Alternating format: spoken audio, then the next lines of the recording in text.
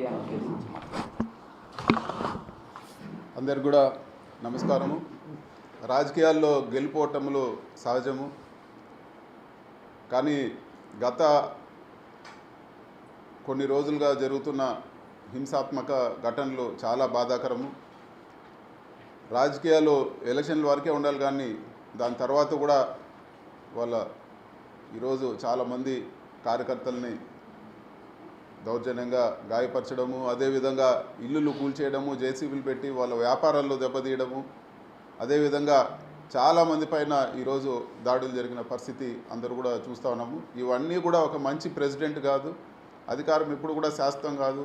ఎన్నో పార్టీలు ఎంతోమంది అధికారంలోకి వచ్చారు, పోయారు. కానీ ఈ విధంగా కార్యకర్తలపైన దాడులు చేయడము, ఇల్లులు కొట్టడం, ఇవన్నీ కూడా కొత్త పద్ధతి. ఎప్పుడు కూడా ఈ విధంగా రాష్ట్రంలో జరగలేదని చెప్పి కూడా మేము తెలియజేస్తా ఉన్నాము. ప్రజలు మ్యాండేట్ ఇచ్చారు మీకు. మీరు ఏవైతే ప్రామిస్ చేస్తారో, మీరు ఏవైతే మంచి పనులు చేస్తారో అవన్నీ కూడా చేయండి.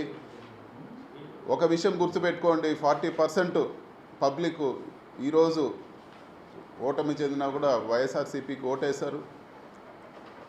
కేవలం ఆ 60% ఏదైతే మీకు 57 56 ఏదో వచ్చిందో వాళ్ళకే ప్రభుత్వం కాదు, మొత్తం ఆంధ్ర రాష్ట్ర ప్రజలందరికీ కూడా ప్రభుత్వం బాధ్యత తీసుకోవాలని చెప్పి కూడా నేను కోరుతా ఉన్నాను. ఇలాంటి ఘటనల అన్నింటి కూడా ఇమ్మీడియట్గా లా అండ్ ఆర్డర్ అన్నీ కూడా చక్కదిద్ది ఇలాంటి ఘటనలు జరగకుండా తగిన చర్యలు తీసుకోవాలని చెప్పి కూడా మేము కోరుతాము. అదేవిధంగా ఈరోజు పార్లమెంటరీ పార్టీ మీటింగ్ పెట్టుకొని ఇవన్నీ కూడా అందరికీ, పెద్దలందరికీ కూడా, ప్రెసిడెంట్ గారికి, ప్రధానమంత్రి గారికి, హ్యూమన్ రైట్స్కి, వాళ్ళందరికీ కూడా ఈ ఇష్యూస్ ఏవైతే ఈ ఘటనలు జరిగినాయో ఇవన్నీ కూడా వాళ్ళ దృష్టికి తీసుకుపోతామని చెప్పి కూడా నేను తెలియజేస్తాను.